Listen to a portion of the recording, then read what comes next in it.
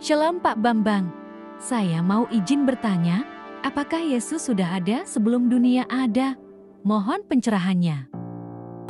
Yesus sudah ada sebelum segala sesuatu ada. Ini pra-eksistensi Yesus. Suatu saat saya diundang ke sebuah gereja sinode Jawa, Protestan. Sinode ini sebetulnya alirannya Mennonite. Ya, saya kadang-kadang berpikir, kenapa orang suka dengan aliran? Ya, saya ditanya, Pak Bambang alirannya apa? Saya nggak suka aliran, saya langsung ke samudra. Karena kalau aliran dapatnya sedikit, kalau samudra kan dapatnya banyak, saya bilang. Tetapi saya kasih masukan, Pak Pendeta, kalau acara seperti ini digelar tanpa diabadikan, rugi. Kenapa bukan dijadikan acara tahunan? Acara apa tahunan, Pak? Iya, kalau di kalangan teman-teman Protestan itu kan agak alergi dengan budaya lokal kan. Nah, saya sudah mulai mengatakan, ayo kita lakukan inkulturasi di gereja. Apalagi gereja Jawa, saya bilang. Itu bahkan di gereja Katolik pun yang di Jawa tidak ada momentum di mana liturgi suci gereja itu ditembangkan dalam bentuk mocopat pada awal sejarah kekatolikan di tanah Jawa. Tapi di Jawa ada kalangan Protestan yang begini malah gak dilanjutkan. Terus kita ikut Tuan Menir Belanda, semua sedikit-sedikit pakai gaya barat. Terus saya tunjukkan, ini menarik loh Pak, ini harus dijadikan acara tahunan. Lalu disebutlah yang namanya Ambengan Agung Kiai Tunggul Wulung.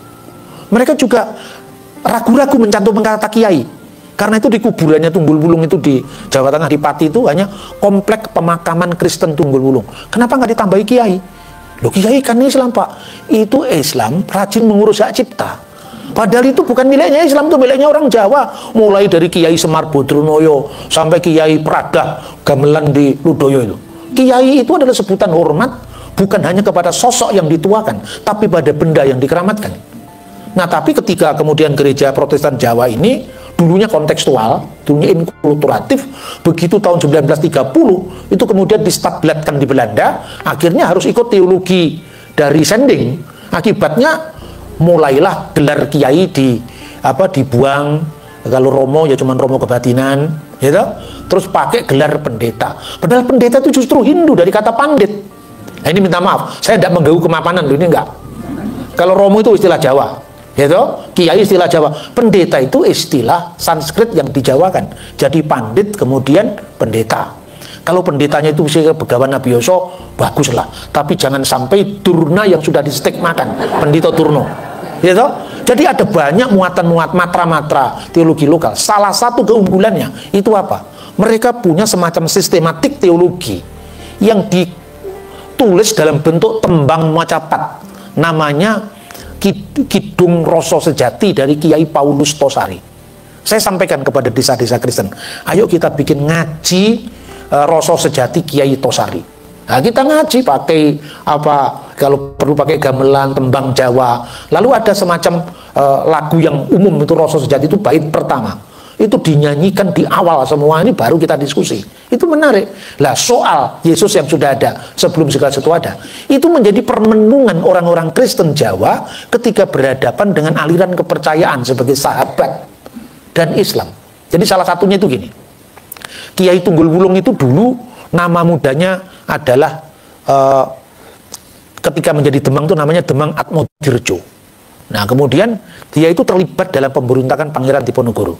Makanya dia hilang, kemudian menyamar jadi kiai yang namanya Kiai Abdullah. Saat dia kemudian mau kembali ke Gunung Klut, di mana dulu dia berkarya sebagai seorang guru ilmu Jawa, dia bertemu dengan seorang petapa perempuan namanya Indang Sampurnawati. Anda tidak berhak menaiki gunung ini, Tuan. Itu hak saya, karena ini wilayah saya. Tapi Anda bisa naik ke gunung ini kalau Anda bisa mengartikan ilmu saya. Apakah itu, katanya?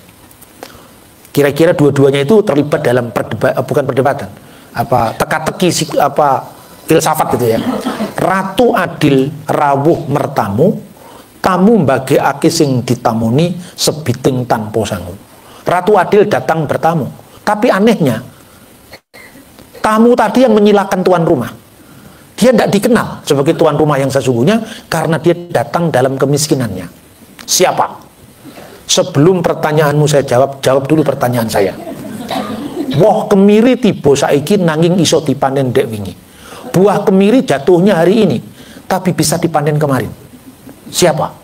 Dua-duanya menjawab Yesus. Lah kok bisa? Yesus itulah Raja Penyelamat. Dia datang bertamu, dia datang pada milik kepunyaannya. Namun milik kepunyaannya tidak mengenal dia, karena dia datang tidak sebagai kemuliaan seorang raja. Dia datang sebagai hamba. Maka sebiting tanpa sangu. Itulah Yesus. Yang satunya, buah kemiri jatuhnya hari ini tapi bisa dipanen kemarin. Itulah Yesus sebagai logos. Dan itu menjadi permenungan dari bapak-bapak gereja zaman patristik.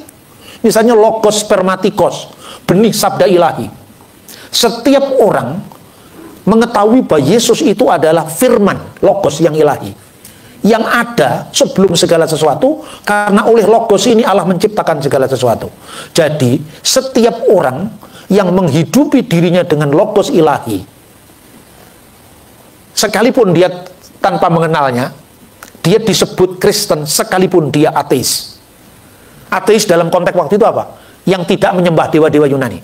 Jadi artinya apa? Yesus tidak hanya dikenal dalam wujud inkarnasinya sebagai manusia, tapi dia dikenal dalam wujud kosmiknya yang memenuhi segala sesuatu. Itulah konsep logos yang kemudian oleh Justin Martyr, Clement dari Alexandria, kemudian dipadu sedemikian rupa bahwa puncak daripada pencarian agama-agama apapun itu adalah matahari hikmat Kristus. Itulah yang pernah disampaikan oleh Paulus keempat. Hantarkanlah kami dari gelap kepada terang, dari simbol kepada hakikat, dari bayangan kepada kenyataan. Jadi kekristenan itu bukan musuh agama-agama lain. Kekristenan bukan musuh konsep agama yang berbeda, tapi kekristenan adalah puncak permenungan, jawaban seperti agama-agama dan pencarian manusia itu seperti fajar-fajar kebenaran yang menunggu matahari bersinar penuh. Dan matahari itu adalah hikmat Kristus yang menjawab, melengkapi segala sesuatu.